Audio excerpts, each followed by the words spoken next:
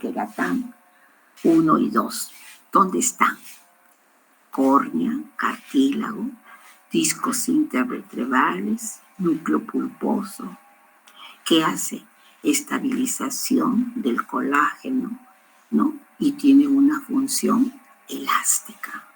Cuando a veces hacemos nosotros un esfuerzo, ¿no?, grande y decir, ay, mira, ya no me puedo enderezar, no, hizo un esfuerzo muy brusco.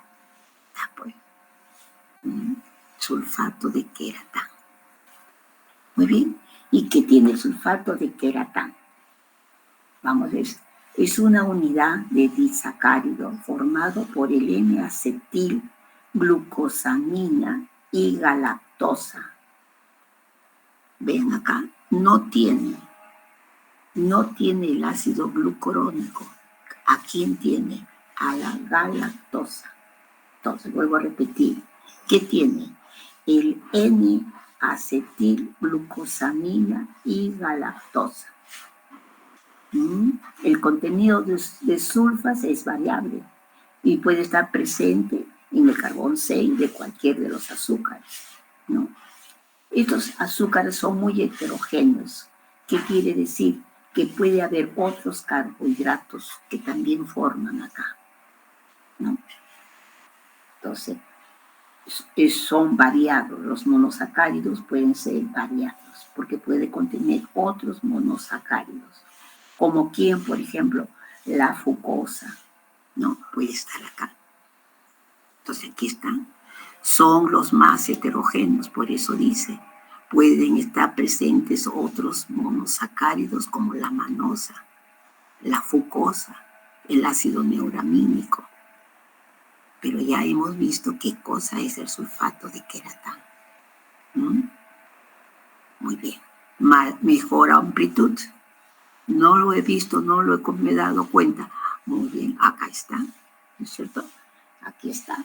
Entonces, N-acetilglucosamina, acá está acetil, N, el nitrógeno, N-acetil, ¿no es cierto?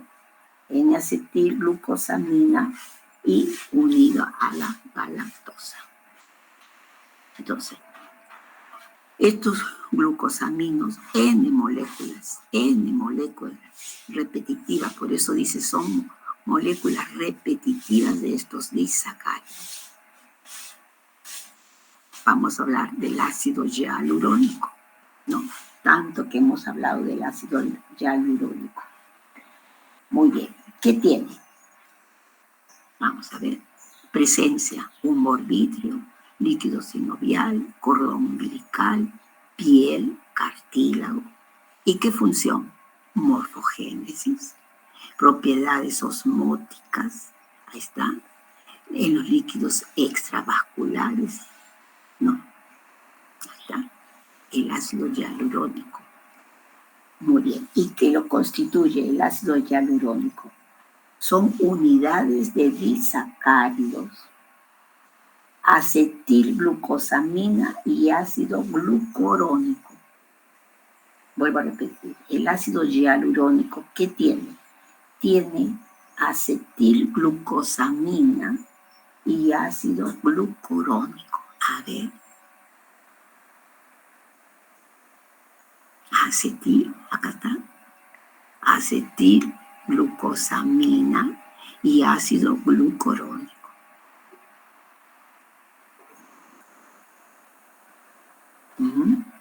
Entonces, no es sulfatado, unido a proteínas y es el único no limitado a tejidos animales, el ácido hialurónico. ¿Ok? Muy bien. Entonces, repetimos, el ácido hialurónico es un disacárido formado por el acetilglucosamina y ácido glucurónico. ¿No es cierto? Se diferencia de los otros porque no está sulfatado. Covalentemente unidos a proteínas, ¿sí? Y es el único que no está limitado a tejidos animales. ¿Para qué sirve? Como lubricante para absorber golpes.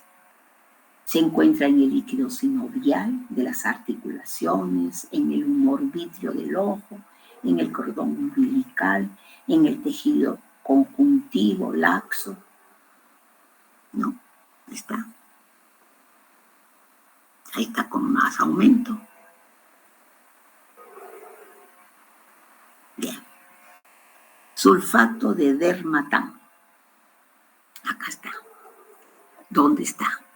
Se encuentra en los meniscos, en la aorta, córnea, piel, escleróticas, cápsula articular, tendones, ¿no? Sulfato de dermatán.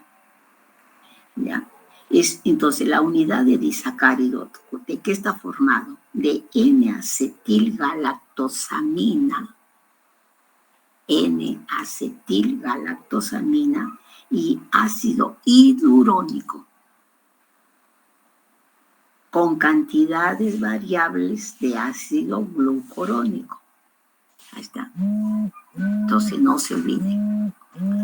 Entonces, vuelvo a decir, N-acetilgalactosamina y ácido hialurónico. Acá está, el hialurónico. ¿Ya? Entonces, unión 1,3. Unión 1,3. Ahí está, es el sulfato de dermatán. ¿No?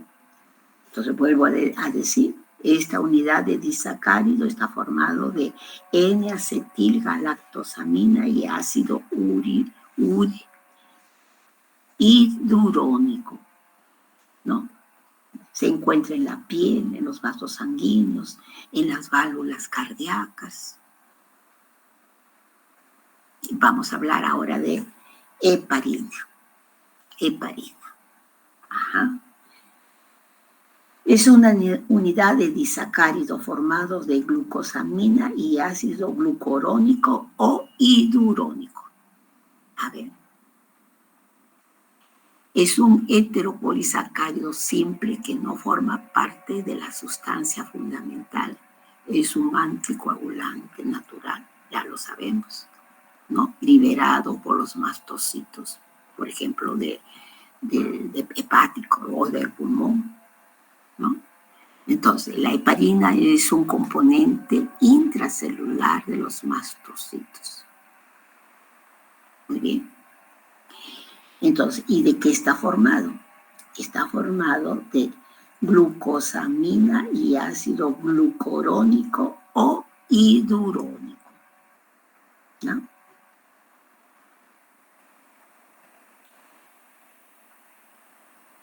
Miren, acá tiene el grupo amino sulfatado, que no tienen los otros, ¿no?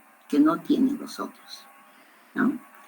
Puede estar en el carbón 3, puede estar en el carbón 6, ¿sí? Muy bien. Entonces, puede tener muchos sulfatos, puede tener hasta 2, hasta 5 sulfatos, ¿no es cierto? Pues ya. Entonces, es un componente intracelular de los mastocitos, ¿no? Y ustedes saben que actúa como anticoagulante. Entonces, tenemos que saber la química, por eso les decía al comienzo, cómo es la composición de un carbohidrato aminado o de un ácido. Bien. Vamos con el sulfato de heparán. Tiene estructura muy similar. La heparina no es un constituyente del tejido conectivo. Se une a la antitrombina 2 para inhibir la coagulación. Muy bien. El heparán sulfato se encuentra en la superficie de las células, pulmón, aorta, ¿no? Muy bien. Entonces, el sulfato de heparán están acetilados, sí, pero hay menos cantidad de sulfato, ¿no? Se encuentra en la membrana basal y como componente ubicado en las superficies celulares, ¿no? Sulfato de heparán.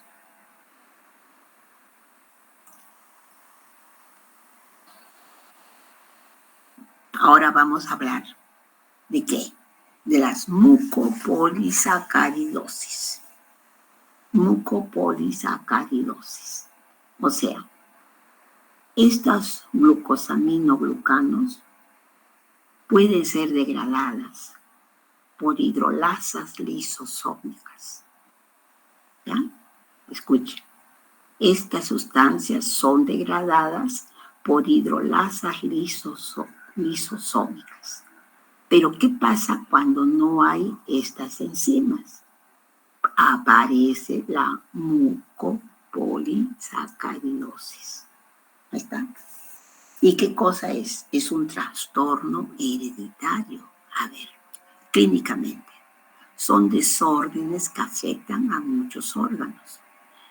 Se encuentran alteradas las enzimas lisosomales encargadas de la degradación de estos glucosaminoglucanos. Esto que origina un incremento en los lisosomas y estos se acumulan en diferentes tejidos. Entonces, son proteínas que están unidas de manera, los oligosacáridos se van a unir a la proteína, a los tejidos. Acá está. Entonces, acá está, ¿no? Y luego son eliminados por la orina. Se pueden acumular en los diferentes tejidos o finalmente terminan eliminándose por la orina. Entonces, trastornos, ¿qué cosas son? Trastornos hereditarios que se acumulan los glucosaminoglucanos en los tejidos y causan síntomas, ¿no? Y comprometen la matriz extracelular y que terminan consecuencias clínicas, como que deformidades esqueléticas y lo peor, síndromes o retrasos mentales. Ahí está. Entonces, la causa, deficiencia de las hidrolasas lisosomales. Acá está. Deficiencia de la enzima. Y aquí se produce. Ahí está, mucopolisacaridosis. Y hay varias clasificaciones o nombres de acuerdo al autor que los descubrió. Y así tenemos el síndrome de Hunter, el síndrome de Morquio, el síndrome de Filipo. Pero ¿qué son ellas? Todas ellas se producen porque no existe la enzima. Entonces, enfermedades que cursan con múltiples y variadas manifestaciones clínicas. ¿Cuál es lo que caracteriza? La rigidez articular, ¿está? La cual se hereda en forma autosómica recesiva.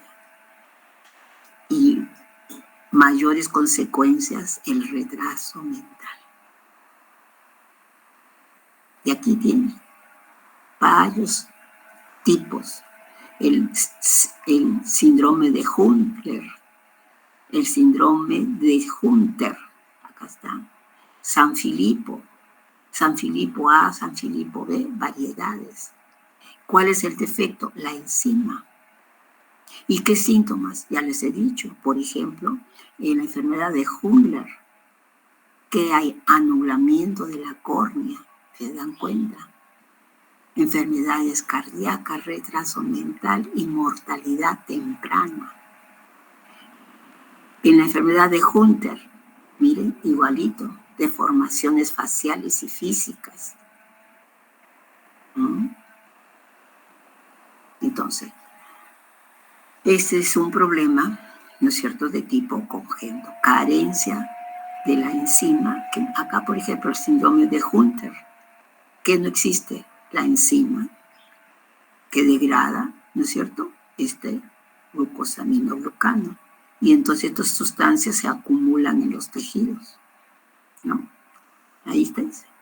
La carencia de la hidrurodinasa, que produce opacidad de la córnea, retraso mental, enanismo, fases toscas, ¿no?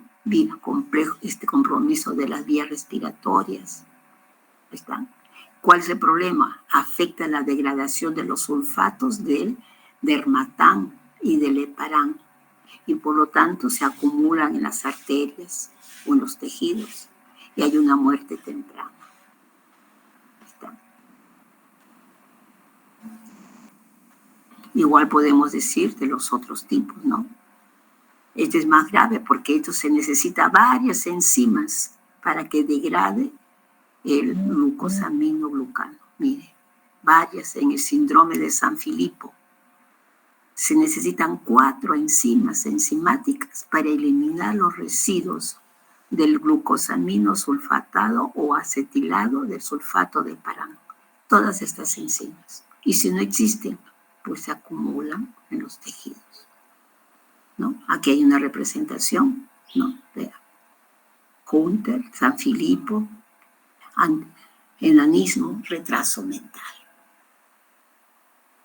Muy bien. ¿Me han entendido? ¿Me han entendido de glucosamina? Ok. Entonces, vamos a hablar de otro, proteoglicanos. Proteoglicanos.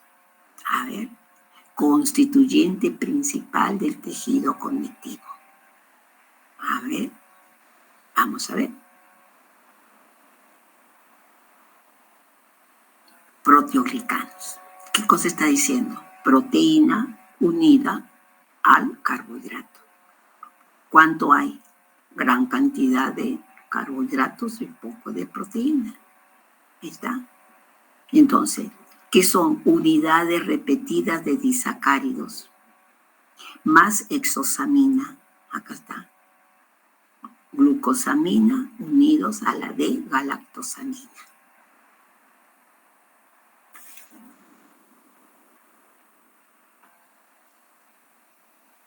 Entonces, estructura del monómero de proteoglicanos. Los glucosaminoglucanos, excepto el ácido hialurónico, se encuentran unidos a las proteínas, formando monómeros de proteoglicanos. Estructura, constituido por una proteína nuclear, a la que están unidas las cadenas de glucosaminonucleares. Estas cadenas, compuestas por más de 100 monosacáridos, se extienden desde la proteína nuclear y permanecen separadas por repulsión de carga. Se considera el sulfato de condroitina y sulfato de queratán en el proteoglicano del cartílago. No entiendo. A ver, ¿qué dice? Constituidas por una proteína nuclear a la que están unidas las cadenas de los glucosaminonucleares. ¿Como quién? Sulfato de condroitina, sulfato de queratán. A ver, acá está. Agregados de proteoglicanos. Entonces, los monómeros de proteoglicanos se asocian con una molécula de ácido hialurónico. Acá está el ácido hialurónico. Formando agregados de proteoglicanos. Miren, ¿dónde están? Sulfato de condroitina, sulfato de queratán. Y acá están estas uniones con esta proteína de unión al sulfato, al ácido hialurónico. Esto está cargado negativamente, por eso es que se repelen. Y en la literatura lo describen como una estructura semejante al cepillo del biberón de los bebés. ¿Por qué? Porque es así todo erizado, ¿no es cierto? Por eso se llama así. Acá, ¿qué le dicen? Acá dice, ¿ve? Compuesto por más de 100 monosacáridos, se extienden desde la proteína nuclear y permanecen separados por repulsión de carga, semejante a una escobilla de biberón de bebé. ¿Está? ¿Quiénes forman? ¿Qué glucosaminos forman parte? Forma el sulfato de condroitina y el sulfato de queratán en el proteoglicano del cartílago. Ahí está. Están ubicando el condroitin sulfato y sulfato de queratán. Ya está. Entonces, estas cadenas de 100 monómeros permanecen separadas por repulsión de cargas. Ahí está. dando la forma de un cepillo. Entonces, los enlaces en los proteoglicanos, la unión entre las cadenas del hidrato de carbono y las proteínas se establecen a través de un triexócido. O sea, 3 carbohidratos, galactosa y silosa con una serina. Y se forma un enlace glucosídico entre la silosa y el OH de la serina. Esta es la proteína, esta es la serina. Se están uniendo por este enlace O. ¿A quién? A este tricarbohidrato, formado de galactosa y silosa. Es lo que dice ahí, volvamos a leer.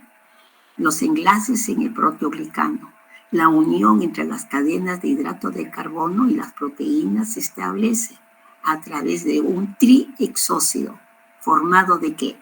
Galactosa y silosa. Acá está galactosa y silosa. Y la serina, acá está la serina, la proteína. Y acá forma esta unión. Entonces, se forma un enlace O-glucosídico entre la silosa y el OH de la serina. Ahí está. Ahí está la unión. ¿Eso dónde está? En el proteoglicano del cartílago. Ahí está. Esto es. Entonces, se construye sobre una molécula larga de ácido hialurónico a la que se unen no covalentemente proteínas centrales extendidas que poseen condroitinsulfato y queratansulfato. ¿Está? Entonces, esta estructura se une al colágeno del cartílago y le da resistencia. Eso es cuando decimos el cartílago. Eso está formado el cartílago. Muy bien. Entonces, y vamos a terminar con las glucoproteínas. ¿Ya? Con las glucoproteínas. Proteínas unidas por enlaces glucosídicos a hidratos de carbono. Esto lo van a hacer el siguiente capítulo que viene, el tercer capítulo que viene es proteínas. Esto se va a ampliar todavía allí, ¿no? Pero vamos a simplemente, como estamos hablando de carbohidratos, vamos a mencionar que glucoproteínas, proteínas unidas por enlaces glucosídicos a hidratos de carbono. Acá está, el hidratos de carbono y la proteína, ¿no? Las glucoproteínas contienen cantidades variables de carbohidratos, ¿no? Ahí está. Entonces, ¿de qué están formados? Cadenas de heteropolisacáridos, pero son cadenas cortas. ¿Se acuerdan cuando hablábamos de glucosaminoglucanos? Eran cadenas largas. No, estas son cadenas cortas. Son ramificadas, a diferencia de las otras que no eran ramificadas. Pueden estar o no cargadas negativamente. Las otras sí eran cargadas negativamente. Y sin unidades repetitivas de disacáridos. Entonces son diferentes, físicamente, estructuralmente son diferentes a las primeras, a las glucosaminoglucanos. ¿Por qué? Porque son cadenas cortas, son cadenas ramificadas, pueden o no estar cargadas negativamente y no son unidades repetitivas de disacárido. Ahí está. Son degradadas por hidrolasas lisosómicas. Y también cuando estas enzimas faltan, produce la oligosacaridosis. Y acá, ¿qué tipos de enlaces hay? El enlace O y el enlace N en la síntesis proteica, pues, ¿no es cierto? Hay en la síntesis proteica de estas sustancias, ¿no es cierto? Entonces, estos compuestos están formados ¿de qué? De proteínas y oligosacáridos, ¿no? ¿Y qué contienen? Secuencia de señal N-terminal que dirigen cadenas polipeptídicas en crecimiento que van a ir ¿a dónde? A la luz del retículo endoplasmático para la N-glucosilación y luego al complejo de Golgi para la O-glucosilación. Ahí está. Eso son lo que estoy diciendo. Entonces van a hacer enlaces en la síntesis proteica. Esto es síntesis proteica. Entonces hay enlaces O, como ven acá, o hay enlace N, ¿no? Acá está. enlaces en las glucoproteínas, enlaces O glucosídicos, proteínas tipo mucina, acá está, N-acetilgalactosamina, más el OH de la serina y la treonina, acá está la treonina, están formando un enlace O. Pero también hay un enlace N, acá está, los enlaces N-glucosídicos, ¿no? La proteína ligada a la asparragina y al N-acetilglucosamina. Acá está. Esto es síntesis proteica, porque estamos hablando que son cadenas unidas de proteína a los carbohidratos. Ustedes han hecho ya síntesis de proteínas, ¿no es cierto? Entonces me están entendiendo. Tipo de enlace O, tipo de enlace N. ¿Cuál es la función de las glucoproteínas? ¿Cuáles son? Las glucoproteínas unidas a la membrana participan en una variedad de fenómenos celulares, entre ellos el reconocimiento de la superficie celular. Por lo tanto, sirven para el estudio de las hormonas y de los virus. ¿Para qué más? Para la antigenicidad de la superficie celular. Para el estudio de los antígenos de los grupos sanguíneos.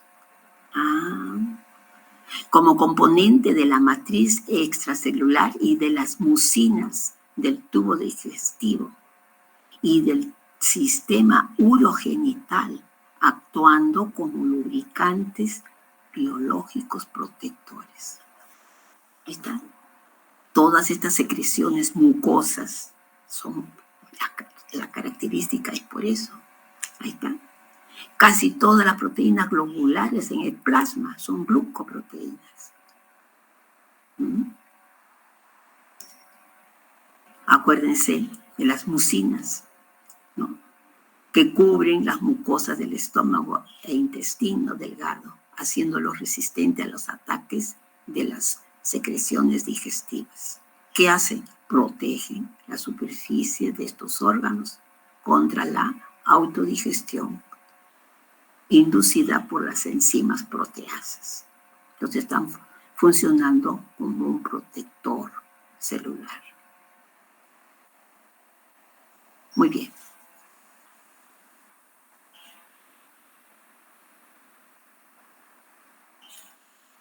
Bueno, terminamos diciendo, responsable de la formación del moco, ¿no? En tejidos, en soluciones viscosas, en lubricantes, ¿no? Y como una barrera protectora.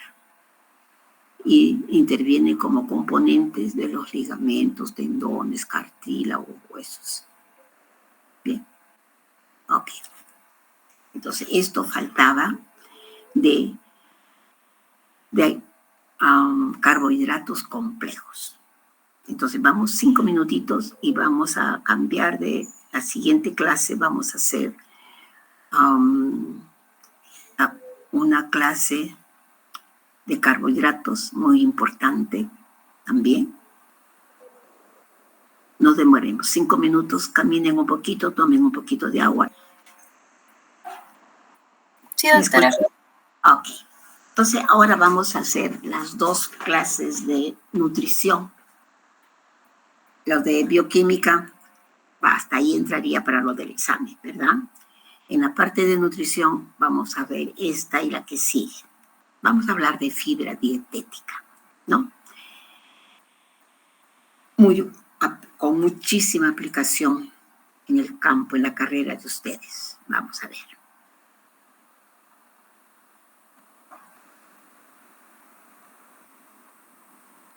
Siempre hemos hablado, ¿no? Que la fibra es necesaria para evitar, ¿no? Para aliviar, para evacuar el intestino, como, ¿no? Para el estreñimiento, ¿no? Y que era bueno porque, ¿no? Permitía, ¿no es cierto?, la evacuación intestinal, etcétera, etcétera. Muy bien. Entonces vamos a hablar de eso. Por el concepto actual sobre los beneficios que tiene la fibra. Antes solamente se pensaba que aliviaba la evacuación intestinal. Pues no es así. Múltiples funciones y beneficios cada día se descubren más. A ver, por eso vamos a hablar. El concepto actual de fibra dietética. Vamos a tener que decir dónde se encuentra y qué propiedades físico-químicas tiene para el efecto de ablandamiento y de evacuación de la masa intestinal. Vamos a hablar de los efectos beneficiosos, por tanto, del consumo de fibra y en la mantención de una buena salud. Entonces, vamos a empezar.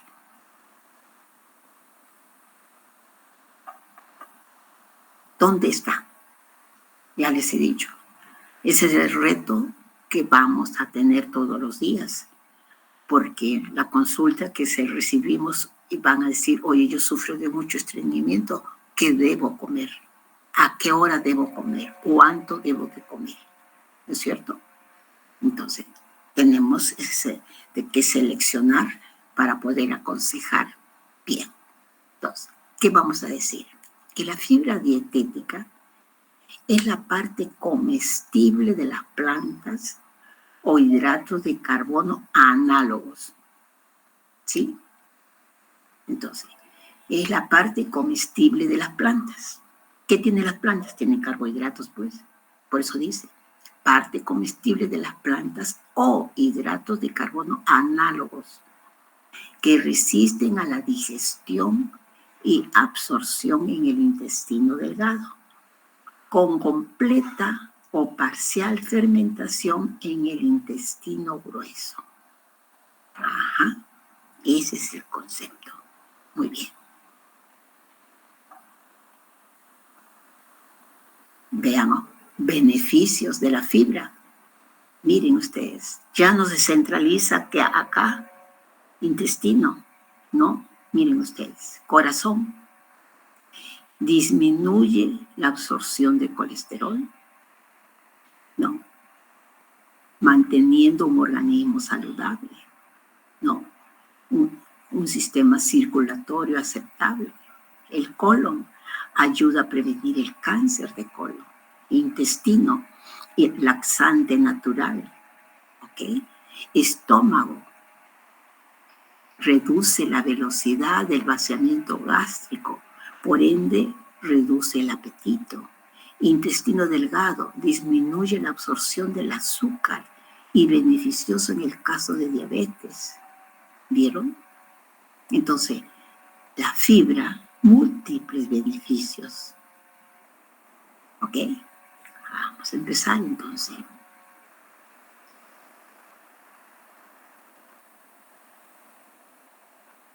Esto era lo único que antes se aceptaba.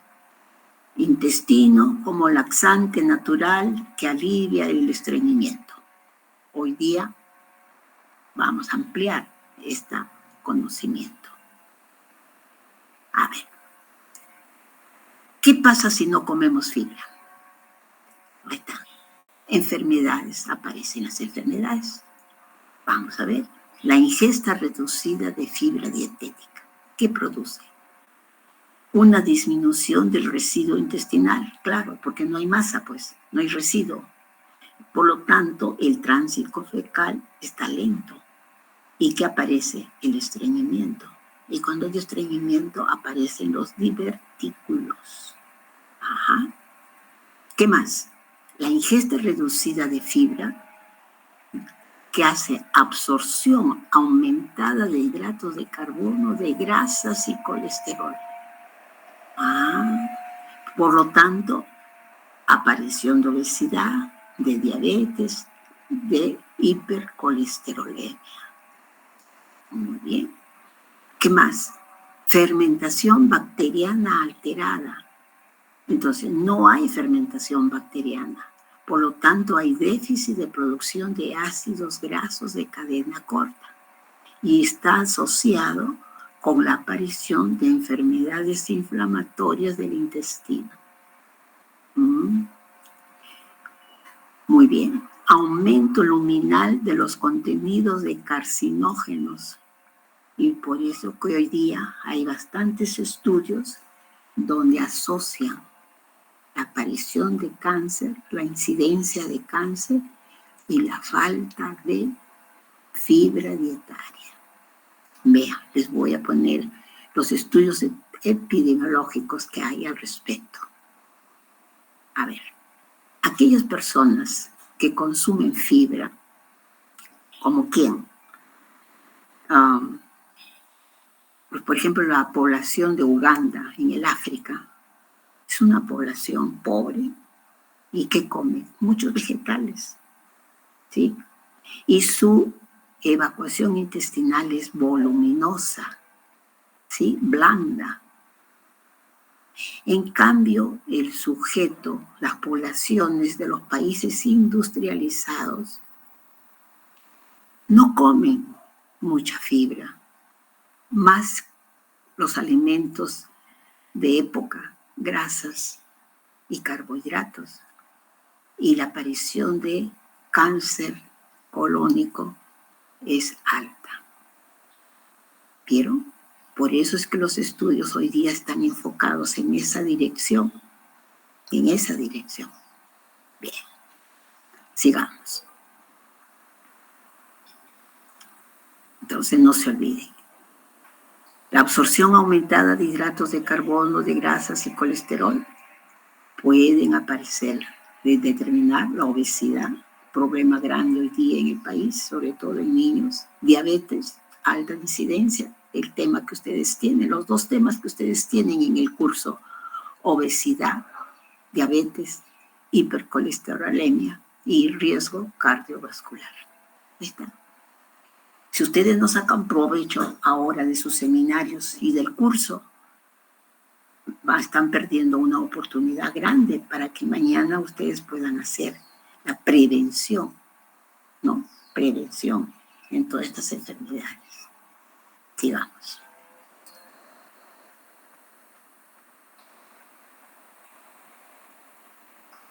No quiere correr. Muy bien. Ventajas de la fibra dietética. Entonces, conclusión. Promueven efectos fisiológicos beneficiosos como laxante.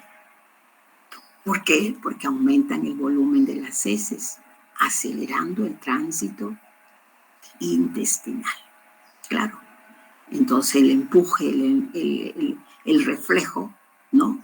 Es favorecido por estas sustancias para que podamos expulsar la materia fecal.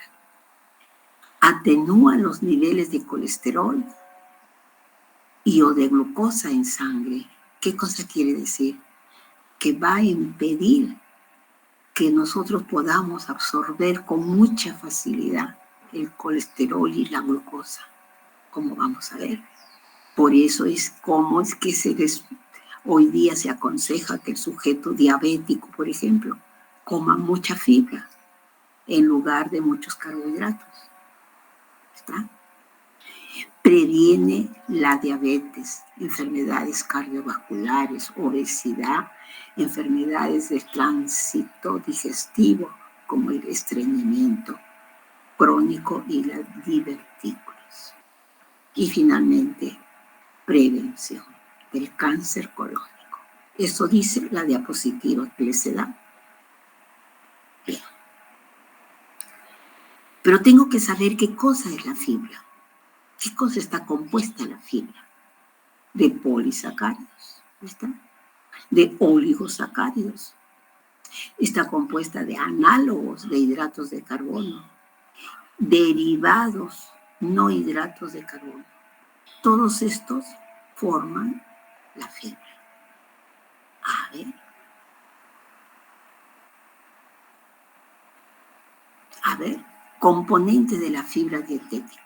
Los polisacáridos son todos los polímeros de carbohidrato que mantienen al menos 20 residuos de monosacáridos.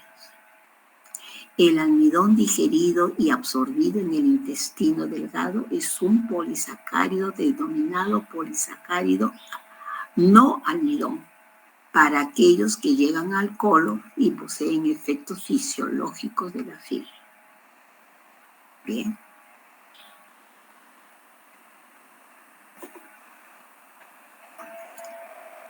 Se clasifican en, ahí está, polisacáridos no almidón, celulosa, hemicelulosa, peptinas, gomas, mucílagos. ¿Vieron? ¿Qué cosa es la celulosa? Compuesto más abundante de las paredes de los vegetales. Ahí está. Verduras, frutas, cereales. Hemicelulosa, asociado a la celulosa, es un componente de la estructura de los vegetales, ¿no? Es una variedad de celulosa, un poco más complicada, pero es componente de la composición de los vegetales. Ahí está. Peptinas se encuentran en la laminilla media de la pared celular y se encuentran los alimentos cítricos en las manzanas. Gomas proviene de la transformación de polisacáridos de la pared. Por ejemplo, la goma arábiga, la goma tragacanto. Cuando nosotros hacemos una fisión, un tajo en un árbol, ¿no han visto que luego brota una goma? Eso es las gomas. Está. Mucílagos, constituyente celular y normal con capacidad, ¿no es cierto?, de la retención de agua en las semillas de ciertas algas. Todo esto es fibra. Bien. Pero también hay olisacáridos resistentes. Son hidratos de carbono con un nivel de polimerización menor y tienen a moléculas monosacáridos, como por ejemplo, ¿qué? Muco-oligosacáridos, ¿no? Fructo-oligosacáridos, galacto-oligosacáridos, silo-oligosacáridos, isomaltosa-oligosacáridos, ¿no? Bueno. Bien, entonces tenemos fibra dietética, que son polisacáridos no almidón, que son la celulosa, los glucanos, la hemicelulosa, las pectinas, las gomas, ¿no es cierto? Y oligosacáridos resistentes, lo que acabo de decir, los fructo-oligosacáridos, ¿no? Inulina, los galacto-oligosacáridos. Bien. Todo eso forma parte de la fibra dietética. Bien. Y también hay análogos de los hidratos de carbono. ¿Como quién? Las dextrinas no digeribles, la maltodextrina resistente, la polidextrosa, la metilcelulosa, la hidroxipronilmetilcelulosa. Por eso son análogos, por eso se llaman análogos. Y el almidón resistente a los hidratos de carbono. Bueno.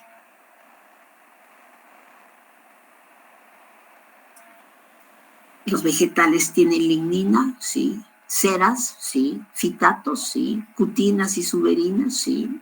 Son los componentes de los vegetales. Cuando nosotros vemos una hoja o una manzana brillante, ¿no? Tiene lustre. Ahí está, pues, ceras. Ahí están las ceras. Por eso es. ¿Qué cosas son? Son, pues, hidratos de carbono. Bien. Los compuestos polifenólicos, los taninos, ¿no? Vamos a terminar entonces. Son una variedad de compuestos. Vayamos entonces al tema. Vamos a hablar de la fibra. ¿Qué cosa vamos a definir entonces qué es la fibra? Vamos a decir que son diversos hidratos de carbono y la lignina resistente a la hidrólisis de las enzimas digestivas. Pero pueden ser fermentadas por la microflora colónica. Ahí está. Eso es. Nosotros no podemos digerir y absorber en el intestino delgado, pero sí pueden ser fermentadas en el colon. ¿Por quién? Por la microflora colónica. Y como producto de toda fermentación, ¿qué tenemos? Hidrógeno, metano, anhídrido carbónico y miren, ácidos grasos de cadena corta. ¿Como quién? Acético, propiónico, butírico. ¿Vieron? Por eso es que cuando nosotros comemos un choclito, tiene fibra. Y a poco rato tenemos una distensión tremenda, ¿verdad? Una distensión abdominal tremenda. Tenemos ruidos hidroaéreos y tenemos gases. Producto, acá está, pues esto es el producto de su fermentación, ¿no? Entonces, el proceso de fermentación en el colon sirve para el mantenimiento y desarrollo de la flora intestinal. Miren lo beneficioso que es la fermentación, lo beneficioso que es comer fibra. Miren, ¿qué está produciendo? Ácidos grasos de cadena corta, acético, propiónico, butírico. ¿Y qué están produciendo estos ácidos de cadena corta? Mantenimiento y desarrollo de la flora intestinal y desarrollo de las células epiteliales colónicas. Por eso es beneficioso comer fibra, sí, ahí está. Bien. Estos, cuando se fermentan, miren, como todo metabolismo, así como hemos estudiado glucólisis en el hombre, también hay glicólisis bacteriana. Miren, los polisacáridos colónicos van a metabolizar la glucosa. ¿Y qué producen? Piruvato. ¿Qué más? Hidrógeno, anhídrido carbónico, metano, acetil-CoA, lactato, succinato. Y miren, el butirato es el que da la energía para la sobrevivencia del colonocito. Ahí está, miren cuánto de energía da. Por eso es importante los ácidos grasos de cadena corta que se producen en la fermentación colónica. Ahí está. Hay energía, ahí está. Bien.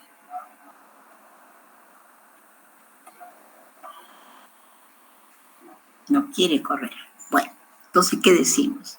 En la fermentación colónica de la fibra dietaria, el butirato produce energía, que es fuente principal para la sobrevivencia de las células colónicas.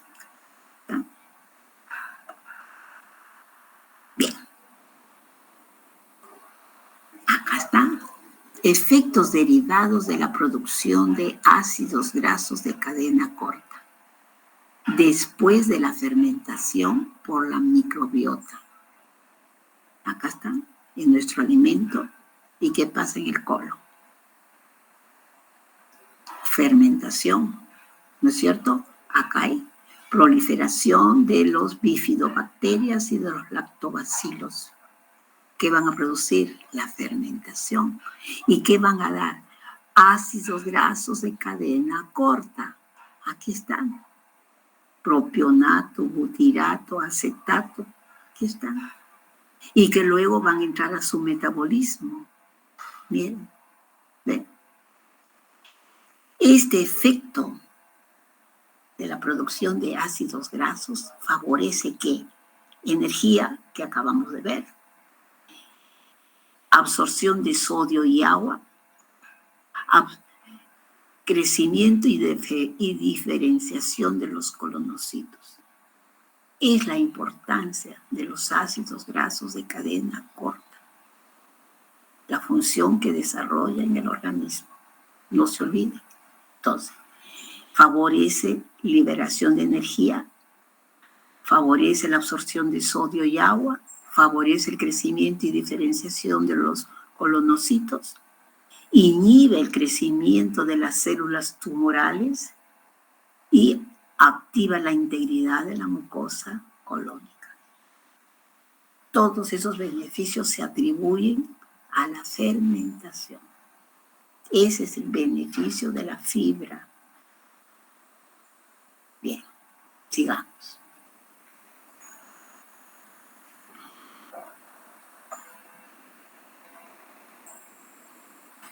Vamos a hablar de la fibra y vamos a considerar dos propiedades.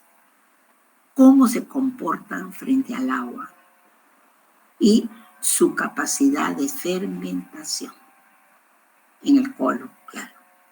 ¿Sí? Entonces, ¿cómo se comportan frente al agua? Y su capacidad de fermentación. Eso hace que nosotros podamos diferenciar en solubilidad. Solubilidad en el agua. Fibras solubles, fibras insolubles. Fibras solubles retienen agua y forman soluciones viscosas o geles. La fibra insoluble o poco soluble forma mezclas de baja viscosidad y actúan como una esponja, o sea, jalan el agua y la retienen ahí. En cambio, las solubles forman soluciones viscosas o geles, es diferente. ¿Vieron? La fibra soluble a la fibra insoluble.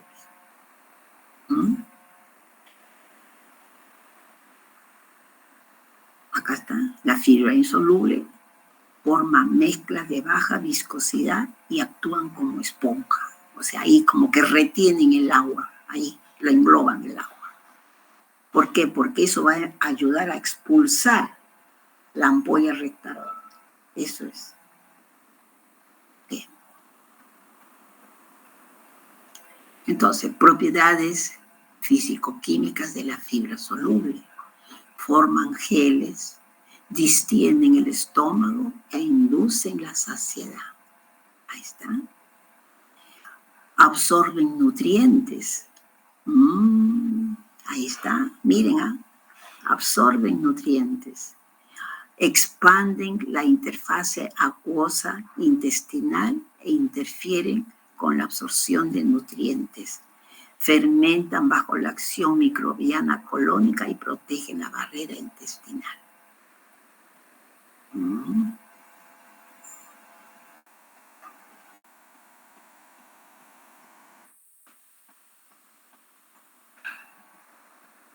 Entonces, la fibra soluble está formada por componentes que captan mucha agua y son capaces de formar geles viscosos.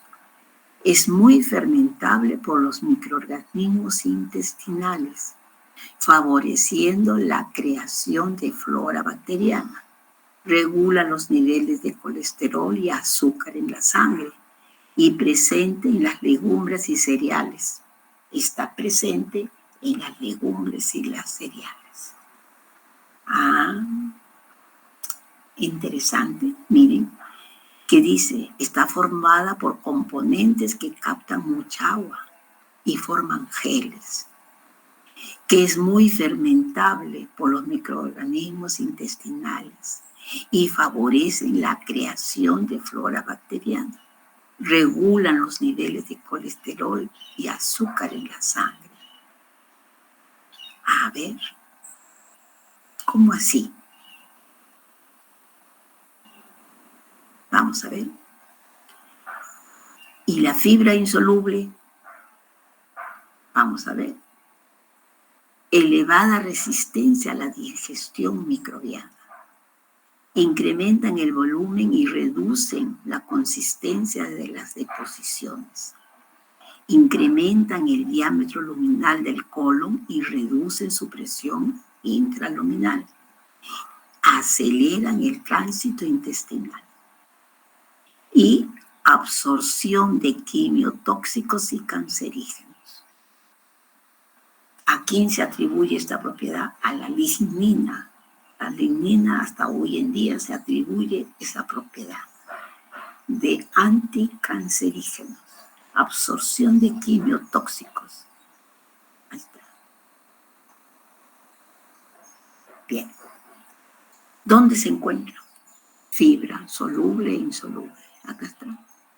La fibra soluble se puede encontrar en alimentos como el salvado de avena, cebada, las semillas, los frijoles, las lentejas, las frutas cítricas, manzanas, fresas.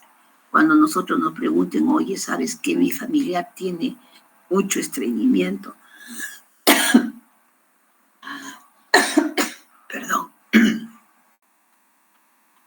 2 días que no puede evacuar el intestino y ya tiene dolor, tiene molestia anal. ¿Qué debe comer? Es la pregunta que nos hace. Usted le dice que se coma una manzanita en ayunas, pero la manzana tiene que ser con cáscara y todo. ¿Está?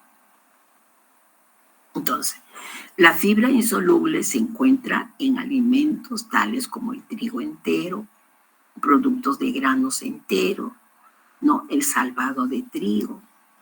Ahí está. Bien.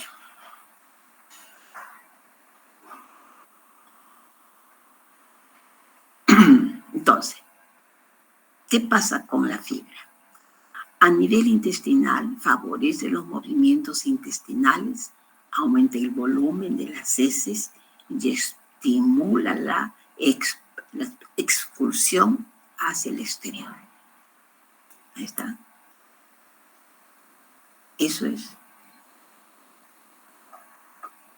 Por eso, cuando nosotros comamos un pancito, no seamos tan sofisticados y decir, no, que no sea ese pan con harina oscura, que sea un pan con harina blanca. No, yo no quiero comer arroz con cáscara oscura, quiero un arroz descorticado y que sea blanco. Bueno, pues, ¿es cierto? Nosotros estamos eligiendo. Entonces, alimentos ricos en fibra, donde abunda. Bien. Entonces vamos a hablar de lo siguiente. El grado de fermentabilidad. Estamos diciendo que hay una fibra soluble y una insoluble.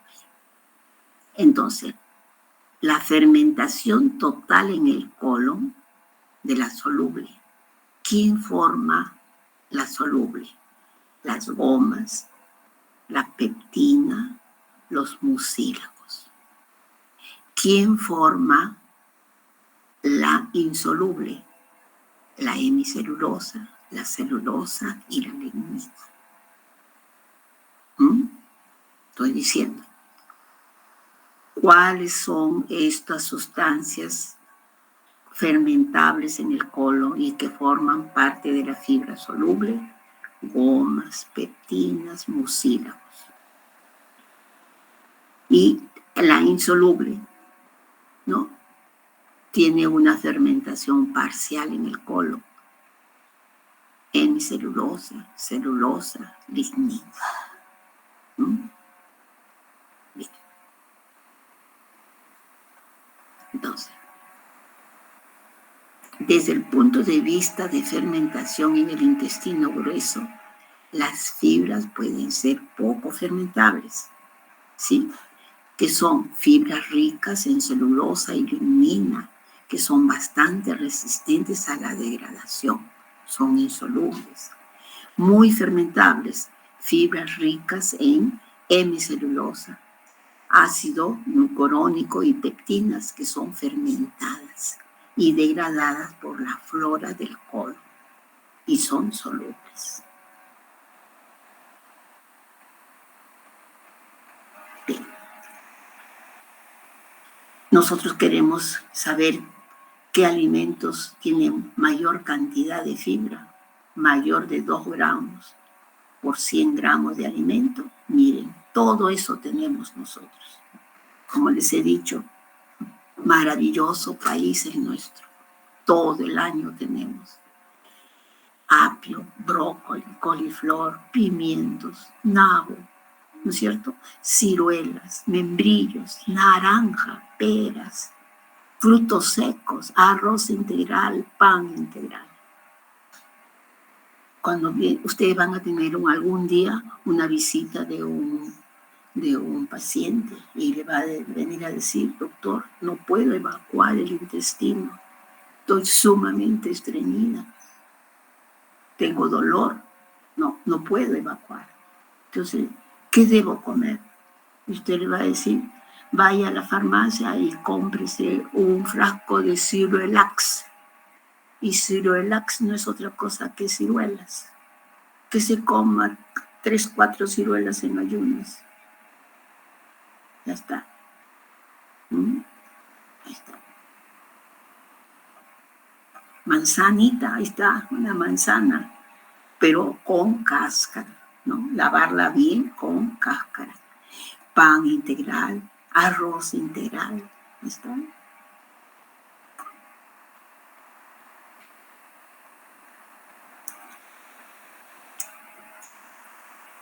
No tienen pues fibra, ya sabemos. Leches, huevos, carnes, azúcar, ¿no? Condimentos, eso no tienen pues fibra, ¿no? Y menos de 2 gramos, bueno, espárrago, espinaca, lechuga, pepino, uva, ¿no? Melocotón, arroz blanco, pastas de arroz blanco, pan blanco, no tiene mucha pequeña cantidad, 2 gramos, menos de 2 gramos. Bien. Bueno, estos no tienen, pues. ¿Cuánto debemos de comer? Si es tan bueno, entonces yo voy a comer más de lo recomendable. ¿Les parece? Vamos a ver. Los adultos se recomienda que debe ser 25 y 30 gramos al día. O también puede ser prescrito por kilocalorías. De 10 a 13 gramos por cada 1000 kilocalorías. Y se recomienda igualmente que debe haber una relación de 3 a 1, de insoluble a soluble. Eso en el adulto. En el niño todavía está en discusión, pero sobre todo a los niños menores de 2 años, ¿no? Niños de edad de 2 a 6 años. ¿Qué se aconseja? La edad del niño más 5. Eso es lo que se recomienda. La edad del niño y sumarle más 5. Esa sería la cantidad que debe de comer. Pero no porque es bueno, yo voy a comer más cantidad. No, porque ya les he dicho, esto acelera el tránsito intestinal. Nosotros tenemos que hacer una evacuación intestinal diaria. Depende esa evacuación también del alimento que nosotros ingeramos, ¿verdad?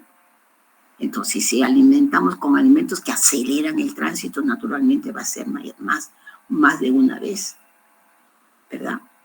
Pero tampoco podemos exigir o recomendar mayor cantidad porque vamos a producir diarreas. Y segundo, ya les he dicho, estas sustancias absorben nutrientes. ¿Qué nutrientes absorben? Fierro. Miren, fierro absorben. Entonces no podemos tampoco, si estoy diciendo que absorben glucosa, absorben colesterol, ¿sí? También absorben otros minerales como el fierro. Entonces no tampoco podemos incrementar indiscriminadamente la cantidad. ¿Sí? Bien.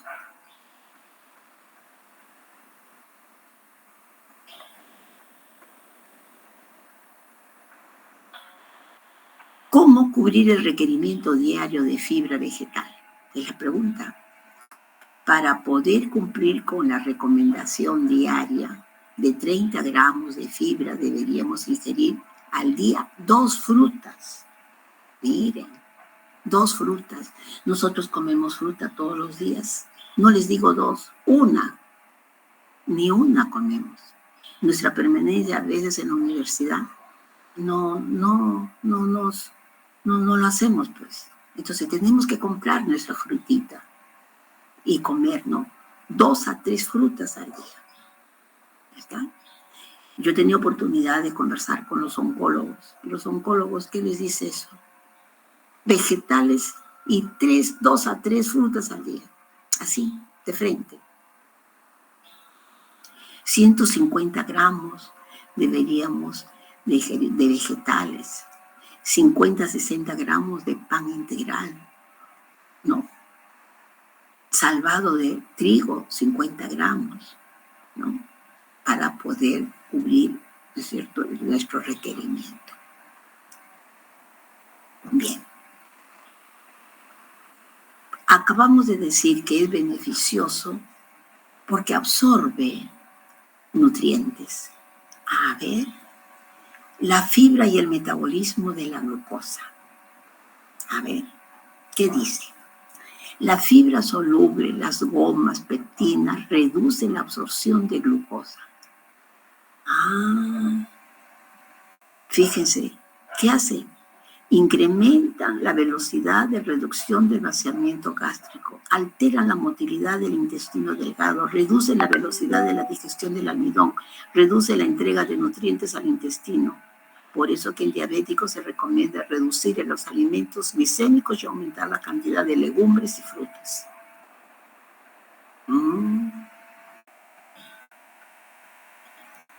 A ver. Mecanismos y efectos beneficiosos de la fibra dietética en pacientes diabéticos. Vean, ¿qué tenemos acá? ¿Qué pasa en el estómago? Hay retraso del vaciamiento gástrico. ¿Qué hay en el intestino? Dificulta la acción de las alfa-glucosidasas y por lo tanto disminuye la absorción de glucosa. ¿Qué quiere decir eso? ¿No les he dicho que la fibra forma soluciones viscosas, gelatinosas? Esta viscosidad engloba a las enzimas que degradan el almidón. Por lo tanto, no se degrada el almidón, y si no se degrada el almidón, las enzimas no están. ¿Por qué? Porque las enzimas las ha inhibido. No hay enzimas, no se degrada el almidón, por lo tanto, no se absorbe la glucosa. ¿Vieron? O sea, lo que quiero decir es que la consistencia gelatinosa de la fibra ha impedido que la acción de las enzimas actúen. Si las enzimas no actúan, no degradan al almidón. Y si el almidón no se degrada, no hay glucosa. Por lo tanto, no se absorbe la glucosa. Es lo que está diciendo. Por eso dice acá, a ver, en el intestino dificulta la acción de las alfa-glucosidasas. Por lo tanto, disminuye la absorción de glucosa. ¿Qué pasa en el intestino? Produce la fermentación. Y hay incremento ¿de qué? De butirato. Y el butirato se ha visto que mejora la resistencia a la insulina. Acá está. Igual acá, el aumento en la producción, miren acá, aumento en la producción de hormonas como que colecistoquinina y enteroglucagón, que aumenta la liberación de insulina. Entonces, ¿es beneficioso en el paciente diabético que consuma fibra? Sí, ahí están viendo. Vean. Al final, ¿qué cosa dice? Que el paciente diabético debe bajar su alimentación rica en carbohidratos y aumentar, ¿no es cierto?, verduras y frutas. Ahí está. Entonces, efectos beneficiosos de la fibra dietaria en el paciente diabético tipo 2.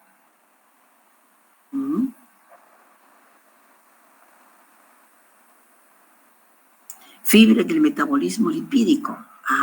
También nos está diciendo que favorece, ¿no?, los niveles de colesterol, que bajen los niveles de colesterol. A ver, La acción hipocolesterolémica reduce los niveles de colesterol total y de las LDL en individuos sin restricción de colesterol en la dieta. Reduce los niveles de triglicéridos séricos en ayunas y postprandial. Incrementan la excreción de ácidos biliares. Inhiben la síntesis de una hormona, de una enzima que se llama hidroximetilglutaryl-CoA reductasa. ¿Qué es esto? El lunes empezamos a hacer lípidos y les voy a hablar sobre esto. La acción de los ácidos biliares en la digestión de las grasas. Les voy a hablar de esta enzima, la hidroximetilglutaryl-CoA reductasa, en la síntesis del colesterol. ¿Sí? Entonces, ¿de qué manera la fibra está favoreciendo que este colesterol no se absorba o se elimine en el organismo? Vamos a ver. Acá está. Fibra y posible mecanismo en la disminución del colesterol plasmático. A ver, ¿qué les he dicho? Que la fibra no se absorbe, pues, ¿no es cierto? La fibra no se absorbe. Se elimina como tal. Correcto. Entonces, ¿qué vamos a hacer? Le vamos a dar fibra al paciente. ¿Y qué hace la fibra? Capta los ácidos biliares. Los ácidos biliares sirven para emulsificar las grasas y poderlas absorber. Pero como la fibra está captando los ácidos biliares, se eliminan por las heces. Entonces ya no hay ácidos biliares. Pero el organismo, entonces, como les digo, la grasa que hemos comido no va a poder ser absorbida porque no hay ácidos biliares, porque la fibra que comí se los arrastró y se eliminaron en las heces. Muy bien. Pero ¿qué sucede? El organismo, ya les he dicho, se regula. Y entonces también dice, oye, me falta ácidos biliares. Pero los ácidos biliares se sintetizan del colesterol. Y entonces le obliga a que el colesterol comience a sintetizar ácidos biliares. Y de esa manera baja el colesterol sanguíneo. ¿Entendieron? Son dos mecanismos en el cual están ayudando la fibra. ¿Vieron? Entonces, vuelvo a decir, nosotros tenemos una partícula muy rica en colesterol que se llama la LDL. ¿Cómo bajo? Y dicen, este paciente tiene el colesterol alto. ¿Por qué? Porque tiene la LDL alta. Entonces, hay que darle fibra. ¿Por qué? Porque la fibra, ¿qué hace? Exige ácidos biliares. Para la digestión se exige ácidos biliares.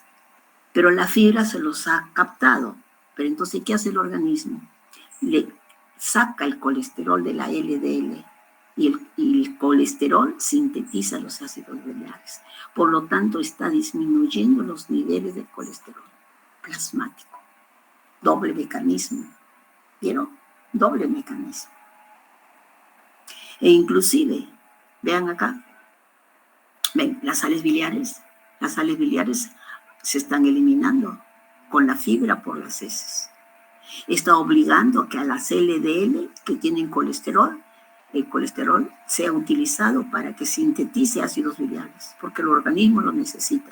Por lo tanto, el LDL baja, ya no tiene tanto colesterol. Y por último, hay una inhibición. Comer la fibra está produciendo una sustancia que inhibe a la enzima. La enzima, ¿cómo se llama? Hidroximetilglutaryl-CoA reductasa. Ya no sintetizamos colesterol, porque el colesterol no solamente es el que comemos, también nosotros sintetizamos colesterol. Entonces, ¿qué hace? inhibe la síntesis de colesterol. Y de esa manera se está demostrando que la fibra favorece la disminución del colesterol plasmático. ¿Vieron? Entonces, en el tratamiento, puede ser el tratamiento para bajar el colesterol, puede ser dietético o puede ser farmacológico, ¿no es cierto? Son diferentes maneras de bajar el colesterol. Una manera del tratamiento dietético es usando fibra, ¿no es cierto? Ahí está.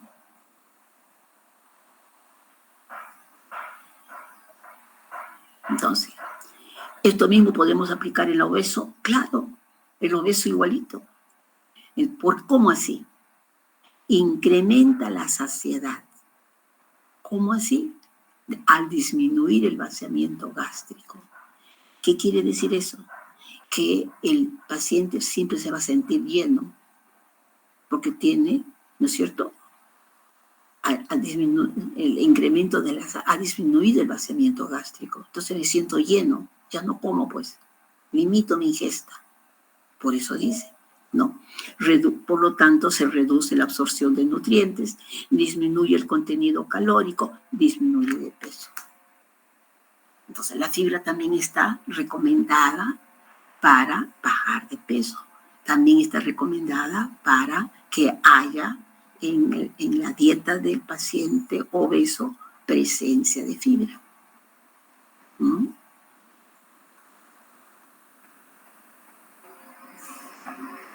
Y acá está. Se ha demostrado que la fibra favorece el síndrome de resistencia a la insulina. Acá está. ¿Qué hace la fibra? Mire, acá está la obesidad abdominal, ¿no es cierto? La obesidad visceral incrementa ¿no es cierto?, el paciente obeso. Acá está la obesidad abdominal. Entonces, la fibra disminuye el engrosamiento de la íntima de las arterias carotídeas y mejora el perfil lipídico y disminuye la hiperinsulinemia. Mire todo lo que hace. Acá está. ¿Qué hace?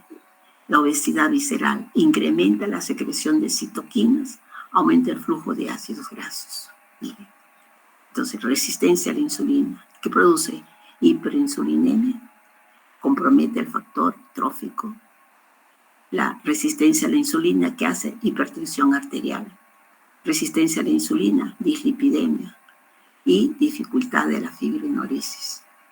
Entonces, por eso también se dice que hay que dar fibra. La fibra disminuye el engrosamiento de la íntima de la arteria carotídea y mejora el perfil lipídico y disminuye la hiperinsulinemia. Ahí está, hiperinsulinemia. Entonces, ¿qué estamos viendo? Hoy en día, cómo se ha avanzado en el conocimiento del beneficio que significa ingerir fibra en nuestra dieta. ¿No? ¿Para quién? Para el sujeto obeso, al sujeto diabético, ¿no es cierto? Ahí está.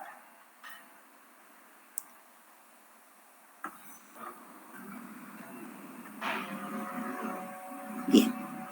Fibra y reducción del cáncer de colon.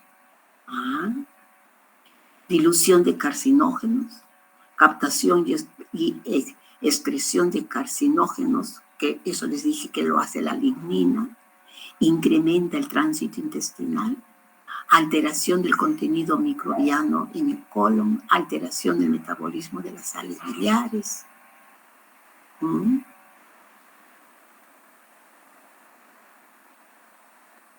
Vamos a terminar. Fibra y nutrición. Tipos de fibra, ya hemos dicho, celulosa, hemicelulosa. ¿Qué hace la celulosa? ¿No es cierto? Aumenta el volumen de las heces, disminuye el tiempo de tránsito intestinal y disminuye la presión intracolónica. ¿Dónde se encuentra? Cereales no refinados, en el salvado, en el trigo entero. ¿Y qué propiedad química tiene? Que no es digerible, insoluble en el agua, no absorbe agua. La hemicelulosa muy parecido, ¿no?, a la celulosa. Igualmente, aumenta el volumen de las heces y disminuye el tiempo de tránsito intestinal. La lignina, que se encuentra en las verduras, ahí está, no digerible e insoluble en el agua y absorbe sustancias. ¿Qué hace? Aumenta el volumen de las heces, se une el colesterol, fíjense, los carcinógenos, ¿está? Y aumenta la velocidad del vaciamiento gástrico. Gomas, también hemos dicho, ¿no? Las gomas, las pectinas y las gomas, ¿no es cierto?, que están en las frutas y las legumbres, tienen también su efecto sobre fisiológico, sobre la velocidad de captación del azúcar, del colesterol sérico, ¿no es cierto? Ahí está. Entonces, las bondades que hoy día se atribuyen entonces a la fibra, hay que tomarlas en cuenta para nuestra prescripción del día de mañana.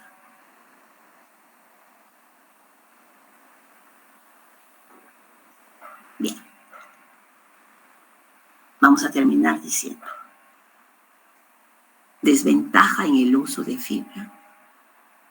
Absorben agua hasta 5 veces su peso.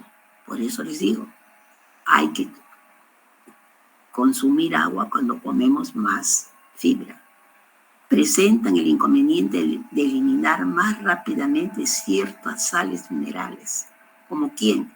Hierro, zinc y calcio.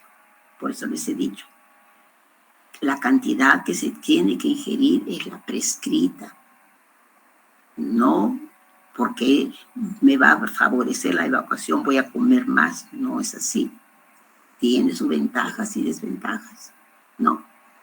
Esta pérdida se debe ser compensada con una alimentación bien equilibrada en minerales. Además, contiene ácido fítico, que puede presentar ciertos inconvenientes en algunas personas con alergia. Bueno. Entonces, a medida que consumamos más fibra, debemos aumentar la cantidad de agua ingerida, puesto que la fibra consume grandes cantidades de agua en nuestro organismo. Por lo tanto, tomar 1 a 5 vasos diarios de agua es conveniente. ¿Ok? Bien, ya hemos hablado de fibra. Vamos ahora a la última clase, también de nutrición. ¿Ya? Es cortita, muy cortita. Vamos a hablar sobre alimentos ricos en carbohidratos. ¿Por qué? Mañana ustedes van a hacer prescripción, ¿no es cierto? Y van a tener que decidir qué alimentos. Si yo tengo un pacientito, por ejemplo, con, a ver, lo que estamos hablando de diabetes, ¿qué carbohidratos le debo prescribir? ¿Y cuáles no? ¿Cuáles son ricos en carbohidratos? ¿Ok? Es lo que vamos a ver. 5 minutitos y volvemos. No se demoren, ¿ya? Vamos a hacer alimentos ricos en carbohidratos, ¿sí? A ver.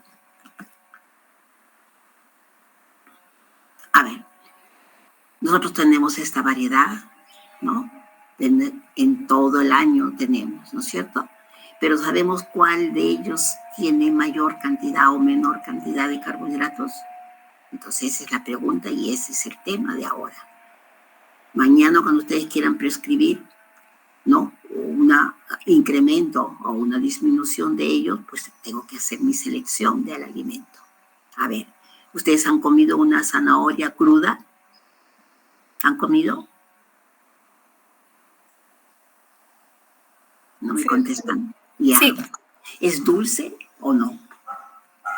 ¿O no han comido una zanahoria cruda? Bueno, sí. si no la han comido, cómanla. Lavadita, por supuesto. Es dulce. No les digo de la papaya, estoy diciendo de la zanahorita, ¿no es cierto? Y de la alverjita. Muy bien, pero ¿cuánto de carbohidrato tiene? Vamos a ver, eso es el objetivo. Conocer el contenido de carbohidratos de los alimentos para hacer nuestra prescripción dietética correspondiente. A ver. ¿Qué decimos? La energía ofrecida por los carbohidratos, ya hemos hablado, son responsables de la mayor cantidad de energía con que el hombre cubre sus necesidades energéticas diarias, ¿no es cierto? En países en desarrollo proporcionan hasta el 90% de energía diaria. Acuérdense, ¿no es cierto? Los países de la opulencia, como se llama, ellos consumen más grasa, ¿no? Carbohidratos, ¿no? Ese es el problema. Los países con menor desarrollo o menos capital económico, su restricción no es tanto de proteínas, es más de carbohidratos. Vamos a ver. Esencialmente bajo la forma de almidón y principalmente o esencialmente bajo la forma de almidón, no, de cereales y algo menos de leguminosas o menestras y un poco de tubérculos. Más del 90% de los carbohidratos ingeridos corresponden a glucosa. No directamente, sino como un polímero más importante, el almidón. Bien, pero también comemos sacarosa, lactosa, sí, ¿no? Más o menos 50% sabemos de glucosa. Muy bien, eso ya hemos hablado de los carbohidratos. Vamos a hablar qué composición tienen los cereales.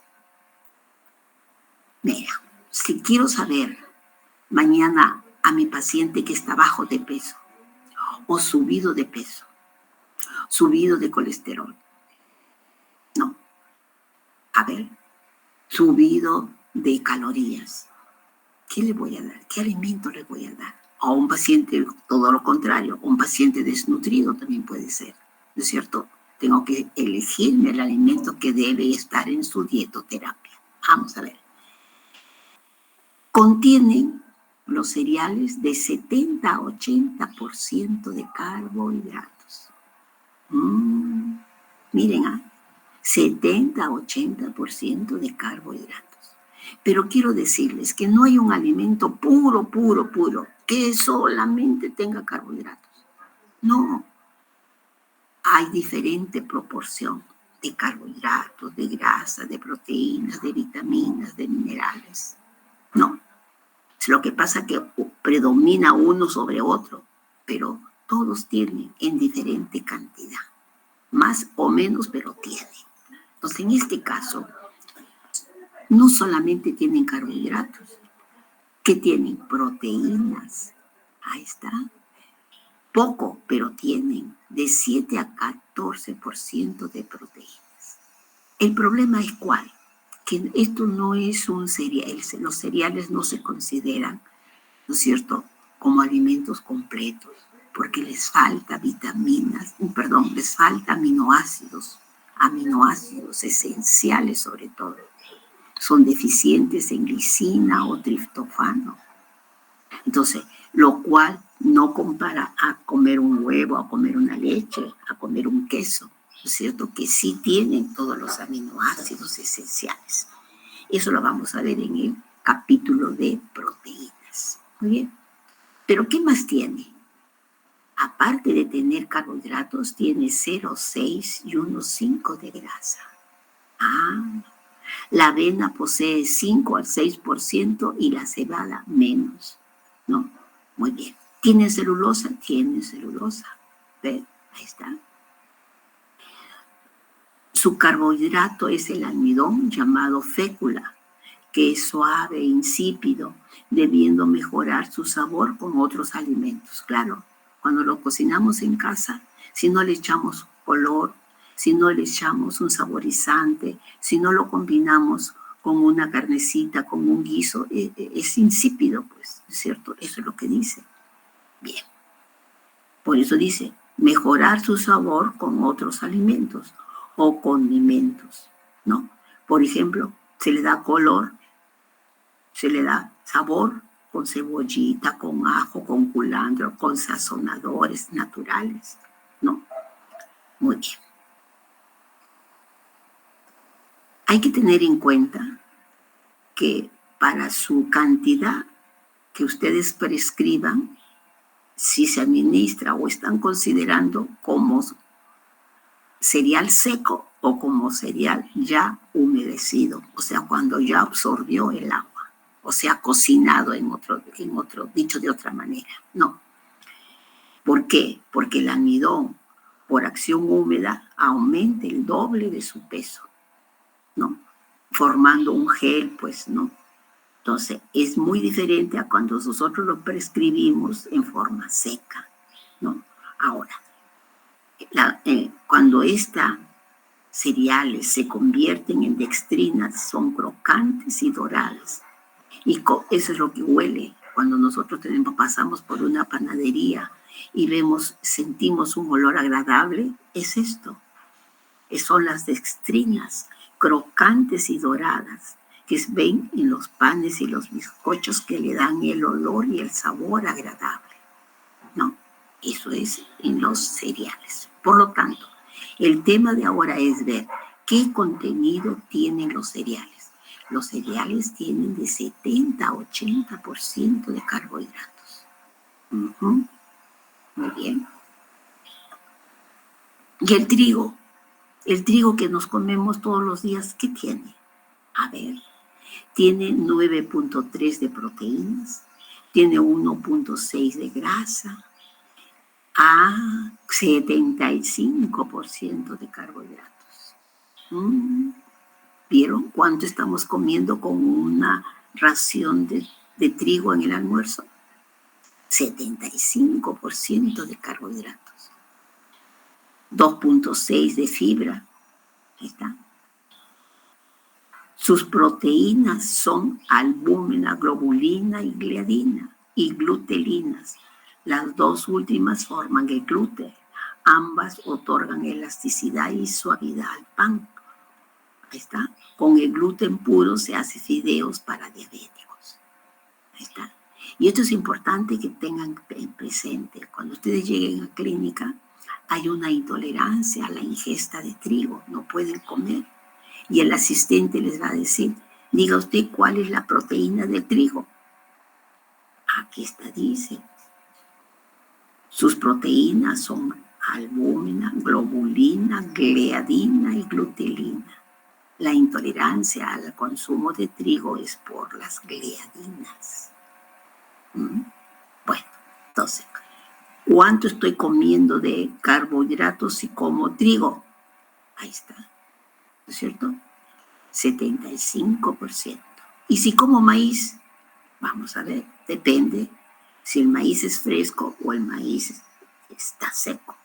A ver, fresco, llamado choclo, tiene 3.3 de proteína, 0.8 de agua, tiene 27% de carbohidratos y unos 5 de fibra.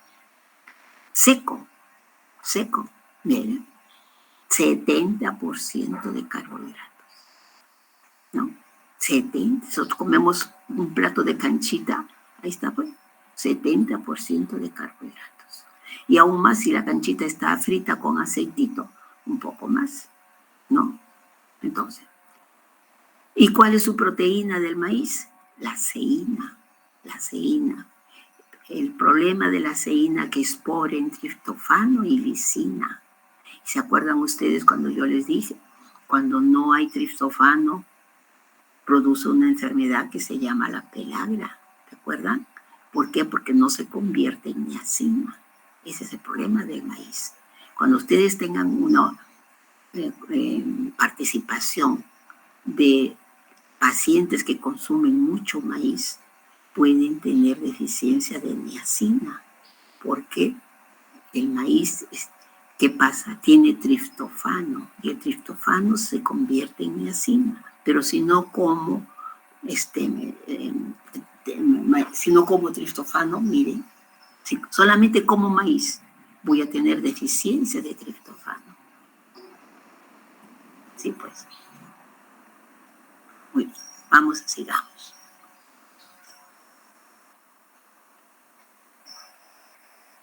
El arroz. No todos nosotros comemos arroz. No todos los días nuestro plato es nuestra costumbre. ¿Y cuánto tiene de carbohidratos? A ver.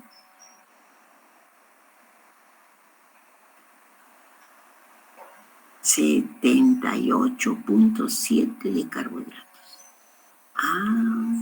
¿Vieron? Por eso, las personas que su trabajo es de modelaje, por ejemplo, ellos no comen arroz porque saben la cantidad de carbohidratos que tiene, ¿no? Otras personas no tienen mayor impacto, pero en ellas que su trabajo es el modelaje, sí. Entonces se cuidan de no comer mucho arroz. Y acá, y es que comen su carne, pero con verduras o con papa, ¿verdad? Por eso, por la cantidad de carbohidratos que tiene.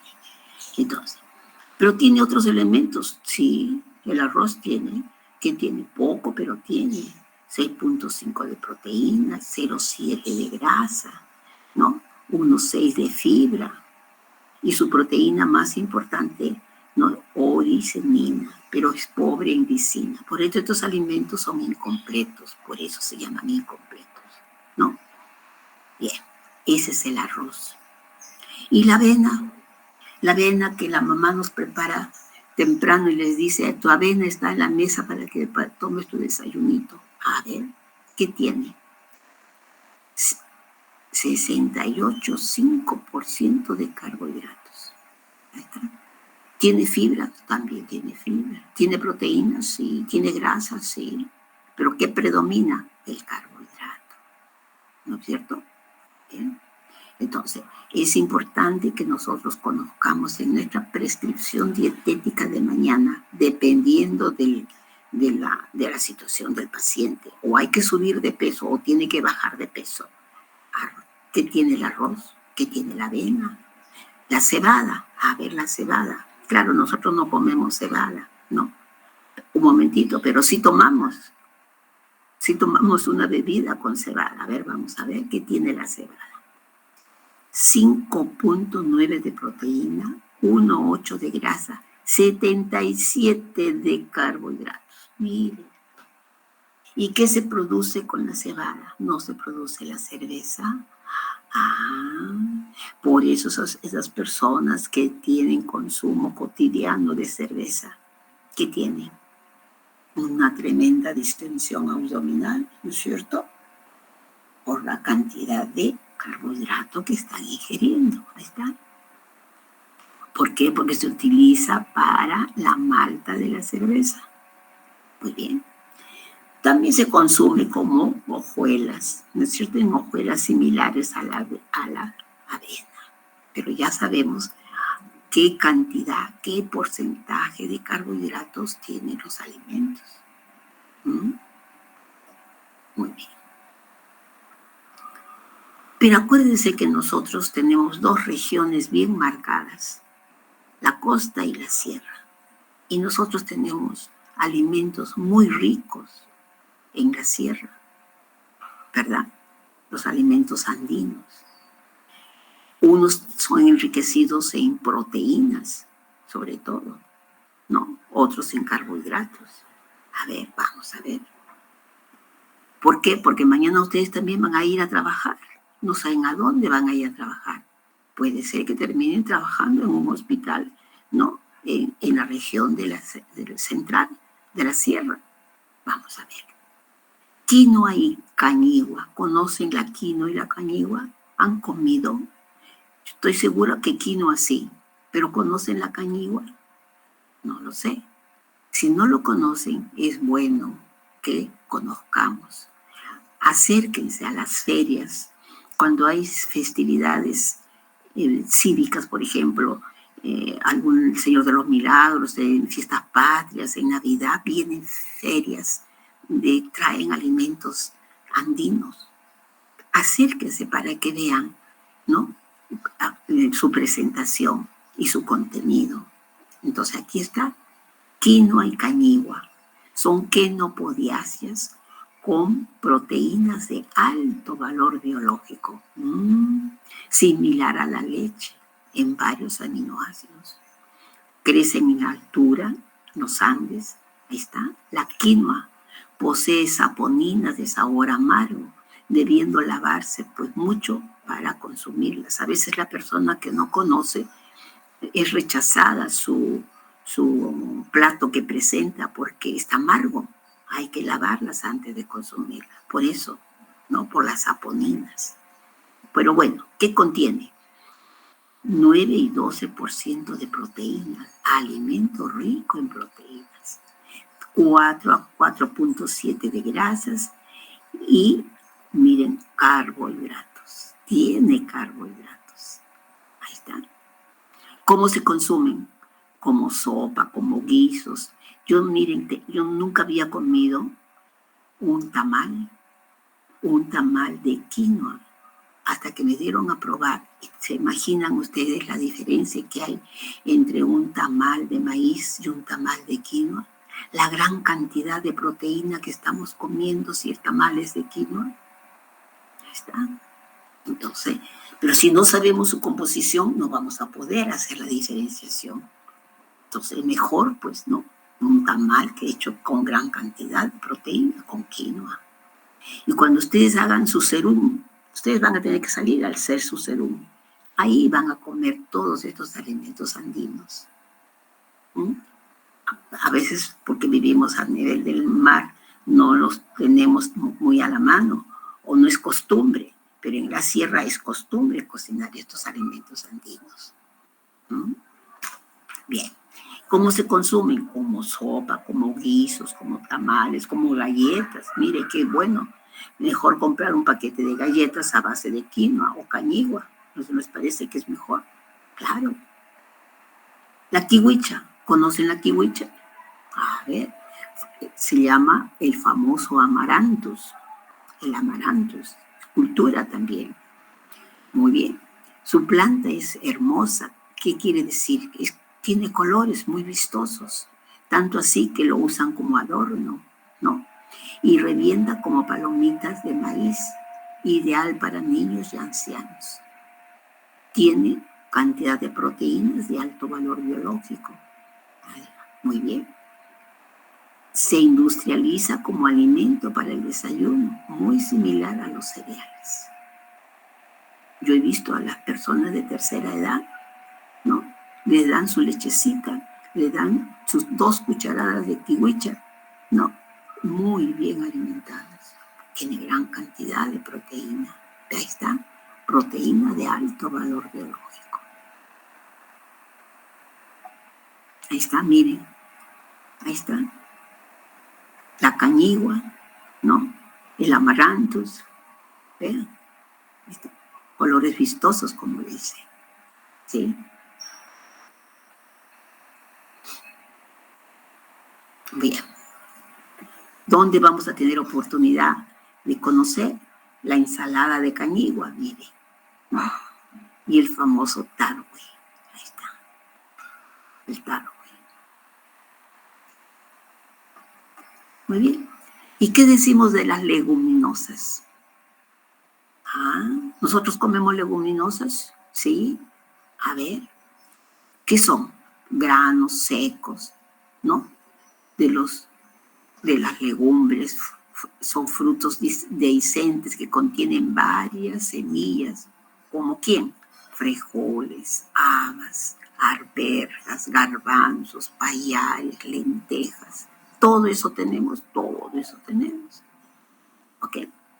Muy bien. Pero estos son alimentos más de la costa, ¿no es cierto?, que de la sierra. Muy bien. Por eso dice, ¿no? Requieren una altura de 300 metros, ¿no? A nivel del mar. Bien. Vamos a ver. Generalmente admiten cocción seca. El maní y las habas toman un color rico, aroma, por la reacción de Maillard. La reacción de Maillard es el pardeamiento, cuando tostamos, cuando cocinamos, doramos, mejor dicho, estas leguminosas, ¿no? A ver. ¿Pero qué tiene? ¿Qué tiene? A ver.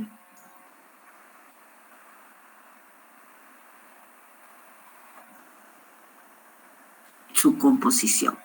Se clasifican en leguminosas de uso común, con 20% de proteínas, 60% de carbohidratos y 2% de grasa. por acción húmeda incorporan su peso en agua, reduciendo la mitad de su valor. Por eso hay que considerarlo, ¿no? Si es seco o es humedecido o cocinado. Y tenemos leguminosas hiperproteicas e hipergrasas con más de 35% de proteínas. Y 16 a 26 de grasa, predominando las saturadas.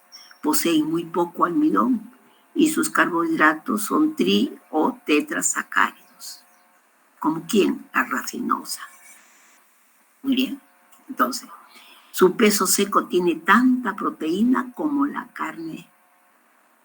Ahí está. Comer entonces un plato, ¿no?, de leguminosas me está reemplazando a un bistec, a una carne. A eso está diciendo por la cantidad de proteínas que tiene, ¿no? Ahí dice. Tiene tanta proteína como la carne, pero tiene el problema que es deficiencia en metionina. Ese es el asunto. Son alimentos incompletos porque les faltan los aminoácidos esenciales, ¿no? Muy bien. Rico en hierro, sobre todo habas y lentejas, las famosas lentejitas que nos dicen, pues, ¿no es cierto? Ahí está. Muy bien.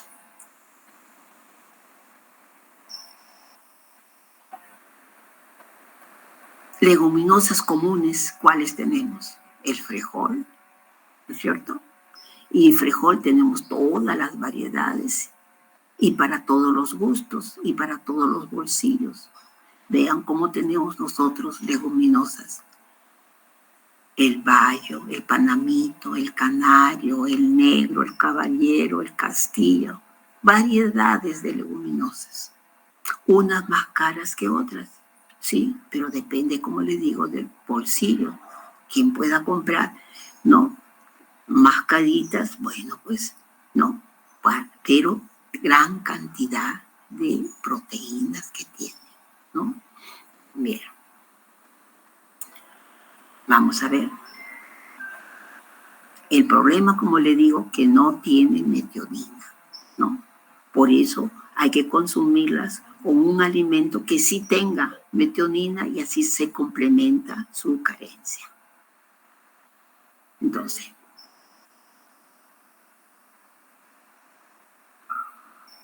aquí está. Canario. ¿Quién no ha comido sus frijolitos amarillos de canario? El negro y el castillo. El castillo, acá lo ven, es chiquito y tiene mucha cáscara, pero es el más barato.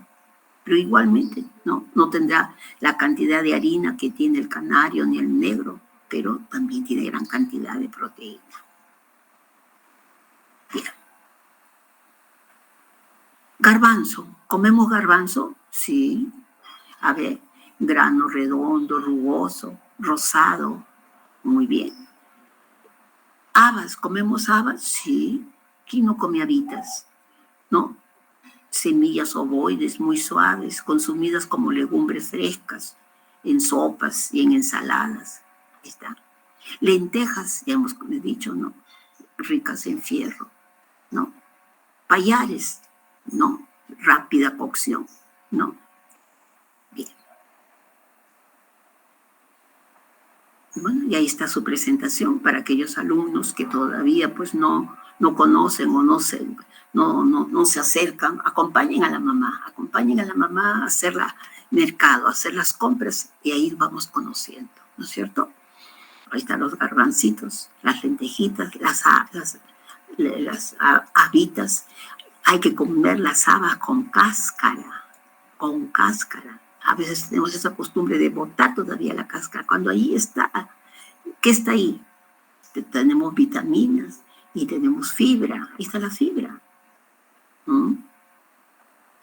Bien. Soya, la famosa soya. Leguminosas hiperproteicas.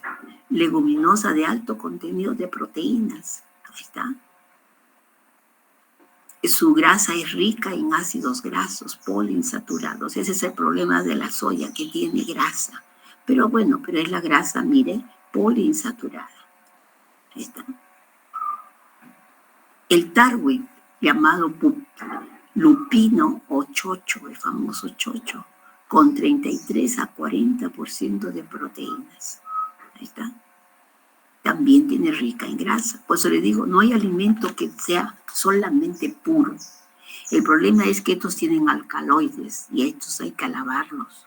Hay que lavarlos previamente, remojarlos para botarles, ¿no es cierto?, estas sustancias amargas, ¿no? Ahí está. Sus alcaloides, ¿no?, le dan sabor amargo, por lo que debe lavarse. ¿Cómo se usa? Como ceviche serrano, por ejemplo, ¿no? Bien. Y vamos a terminar. Bueno, las hortalizas tienen carbohidratos, sí. ¿Ustedes han comido la beterraga? Sí. ¿Han comido la zanahoria? Sí. A ver, hortalizas se cultivan en los huertos, que mayoría tienen 70 y 90% de agua, claro, pero son muy ricos en vitaminas, ¿no? El contenido de carbohidrato es variable, entre 2 y 8%. Es muy digerible, ¿no? Su fibra, la celulosa, ahí está. Y pues, en contenido vitamínico, sobre todo de vitaminas hidrosolubles. Ahí está.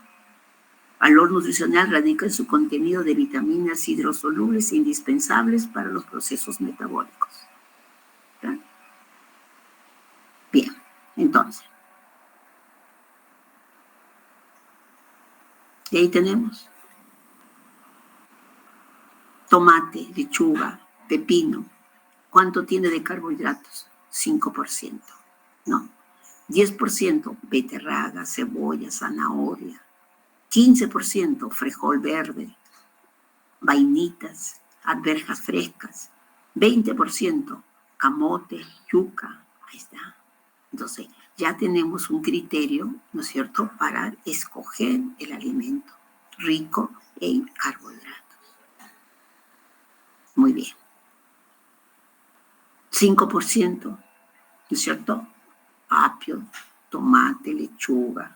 10, beterraga, no se olvide. Más del 20%, papa, camotes. La papa, ¿qué cosa tiene? Gran cantidad de agua y vitamina C. Vitamina C es la que tiene la papa. Si ustedes dejan la papa en la mañana para la tarde, a lo mejor ya es ácida. Es ácida. Porque tiene gran cantidad de vitamina C. Bien. Y vamos a terminar entonces. Frutas.